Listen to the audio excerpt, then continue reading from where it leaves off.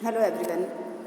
Valuation of goodwill chapter हमारा चल रहा है। लास्ट लेक्चर में हमने देखा कि ख्याति क्या है, उसकी स्पेशल कैरेक्टरिस्टिक्स क्या होती है और कौन से फैक्टर्स है जो गुडविल के वैल्यूएशन जब हम करने जाते हैं तो उसे प्रभावित करते हैं। आज इसी से रिलेटेड हम कुछ बातें और लेंगे। सबसे पहले जब हम प्रैक्टिकली गुडविल का वैल्यूएशन करने जाएंगे तो क्यों हमें गुडविल का वैल्यूएशन करना पड़ता है, ख्याति के मूल्यांकन के लिए हमें कौन सी ऐसी परिस्थितियां पैदा हो जाती है कि हमें ख्याति का मूल्यांकन करना पड़ता है, प्रैक्टिकल फॉर्मूला लगाना पड़ता है। तो देखिए, 3 तरह के बिजनेस फॉर्मेशंस हैं, पार्टनरशिप है, कंपनी है और सोल ट्रेडर है।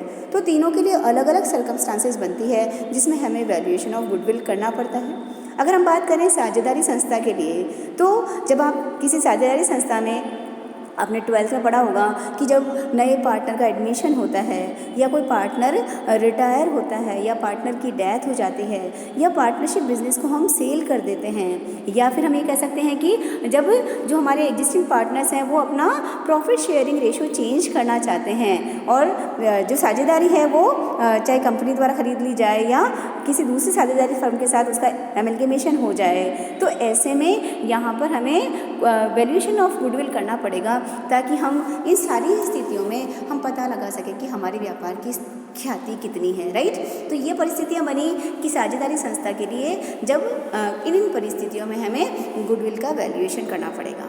अब हम बात करते हैं अगर कंपनी के फॉर्मेशन में, तो कंपनी के फॉर्मेट में भी जब आगे देखेंगे आप इसी सब्जेक्ट में कि जब 2 या 2 से अधिक कंपनियां मिल जाती हैं यानी उनका अमलगेमेशन हो जाता है या एक एग्जिस्टिंग कंपनी द्वारा दूसरी कंपनी को खरीद लिया जाता है या हमारी कंपनी का एक्सटर्नल रिकंस्ट्रक्शन होता है या गवर्नमेंट भी कई बार हमारे बिजनेस को ले लेती है, तो ऐसे में ख्याति का मूल्यांकन हमें करवाना होगा या करना होगा। अगर हम बात करें सोल ट्रेडर की, तो सोल ट्रेडर में बेसिक बात ही तो वही है कि उस सोल ट्रेड को दूसरा व्यापार खरीद लेता है, चाहे पार्टनरशिप वाला खरीद सकता है या कंपनी खरीद सकती है। तो ऐसे में उस व्यापार का फॉर्मेट चेंज हो जाता है, कोई दूसरा व्यापार को खरीद लेता है, तो ऐसे में हमें वहाँ पे भी वैल्यूएशन ऑफ गुडविल करना पड़ेगा, चाहे हम संस्था को बेच दें, किसी साझेदारी संस्था को बेच दें या किसी दूसरे एक व्यक्ति को शामिल करके हम खुद पार्टनरशिप बना लें या उस सोल ट्रेड को हम कंपनी के फॉर्मेट में चेंज कर लें। गवर्नमेंट भी हमारे उस सोल ट्रेड को एक्वायर कर सकती है और अगर ऐसी स्थिति बनती है तो हमें वैल्यूएशन तो करना पड़ेगा। इसके अलावा कई बार ऐसा होता है कि कई बार जब जो व्यापार का मालिक है उसकी मृत्यु हो जाती है, तो ऐसे में स्टेट ड्यूटी, दैट ड्यूटी अगर कुछ लगती है बाय द वे, तो ऐसे में उनके वैल्यूएशन के लिए भी उनका कितना वैल्यू होगा उसके लिए भी हमें वैल्यूएशन ऑफ गुडविल करना पड़ता है। तो ये परिस्थितियाँ बनती हैं तीनों ही तरह के व्यापार के फॉर्मेट में, पार्टनरशिप फर्म, कंपनी या सोल ट्रेड, जिसमें हमें वैल्यूएशन ऑफ गुडविल करना होगा।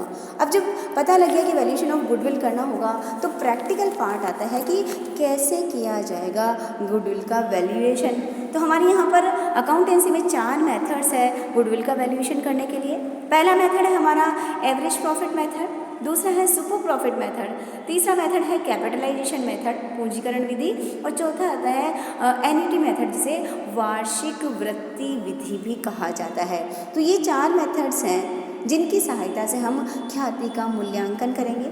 आज हम सबसे पहले लेते हैं average method, average profit method, जिसे यहाँ पर फ्यूचर मेंटेनेबल प्रॉफिट या एक्सपेक्टेड फ्यूचर बिजनेस से रिलेटेड जो प्रॉफिट है उसे भी कहा जा सकता है, राइट।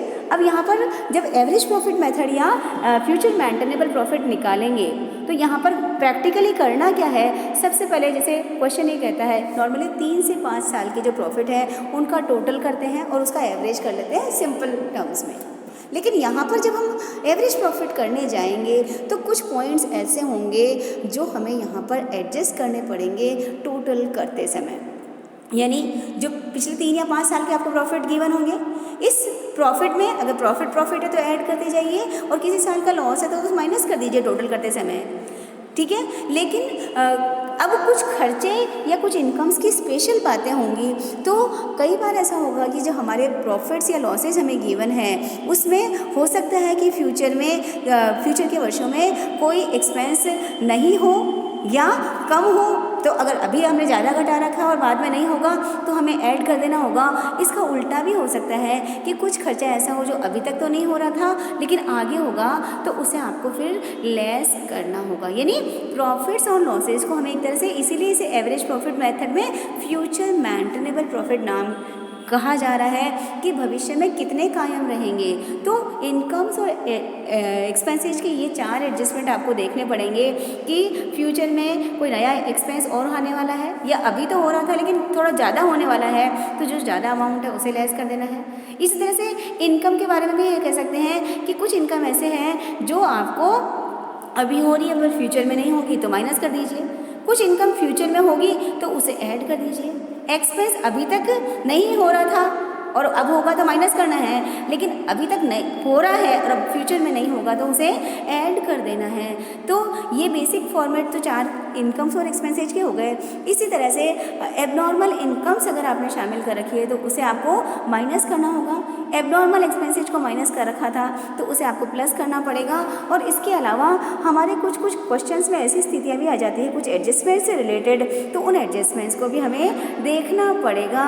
और ये सारे एडिशंस या डिडक्शंस हम जब कर लेंगे टोटल प्रॉफिट्स में, राइट, ये 3-4 साल के प्रॉफिट होंगे। जिस साल के प्रॉफिट या लॉस को एडजस्ट करने के लिए कहा जाए या ओवरऑल टोटल किया और टोटल में से अब ये कहा जाए कि 10,000 रुपये और खर्चा होगा तो माइनस कर दीजिए। 5,000 रुपये की इनकम बढ़ेगी तो ऐड कर दीजिए। 5,000 रुपये कम होंगे तो लेस कर दीजिए। आप कुछ पेमेंट अभी तक करते आ रहे थे फ्यूचर में नहीं करेंगे तो उसे ऐड कर दीजिए। कुछ एबनॉर्मल आइटम्स आपने ऐड या लेस कर रखे थे तो उनका एडजस्टमेंट कर दीजिए।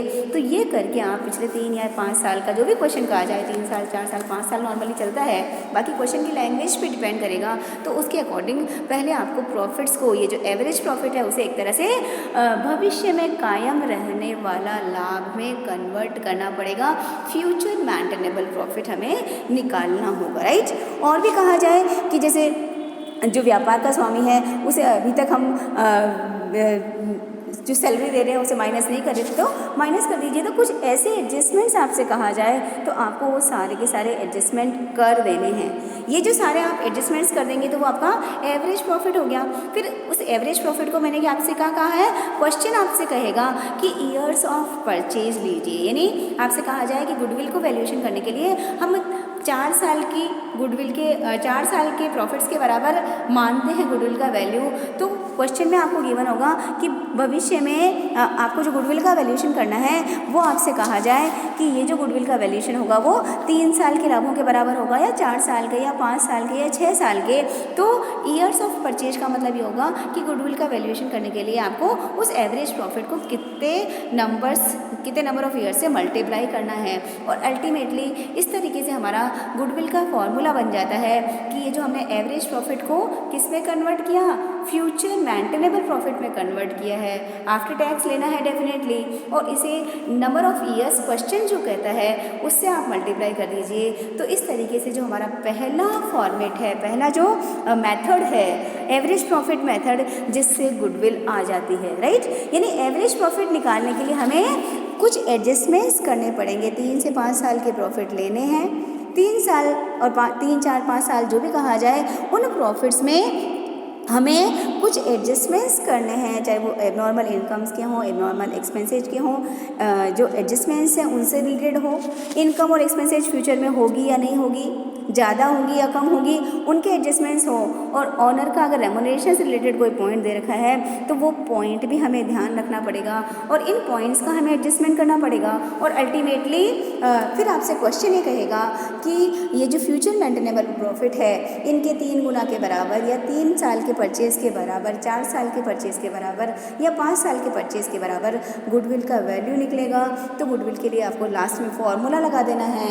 ये जो फ्यूचर मेंटेनेबल प्रॉफिट आपने ऊपर के एडजस्टमेंट से निकाला वो लीजिए और उसे नंबर ऑफ ईयर्स आपको क्वेश्चन कहेगा उसके अकॉर्डिंग उसे मल्टीप्लाई कर दीजिए। तो सिंपली हमारा ख्याति का वैल्यू निकल के आ जाता है। जैसे आपसे कहा जाए कि हमारे प्रॉफिट है, जो हमारे प्रॉफिट हमने सारे एडजस्टमेंट किया वो एडजस्टमेंट किया और एडजस्टमेंट के बाद हमारा प्रॉफिट हमारा निकल के आ गया। सपोज कीजिए 30,000 रुपये, राइट। और आपसे कहा जाए कि 5 साल की खरीद के बराबर गुडविल होगी तो 30,000 मल्टीप्लाइड बाई 5 यानी 1,50,000 रुपीज़ हमारा गुडविल हो जाता है। तो ये हमारा फर्स्ट मेथड होता है वैल्यूएशन ऑफ गुडविल का, जिसे हम एवरेज प्रॉफिट मेथड या फ्यूचर मेंटेनेबल प्रॉफिट मेथड भी कहते हैं। Thank you.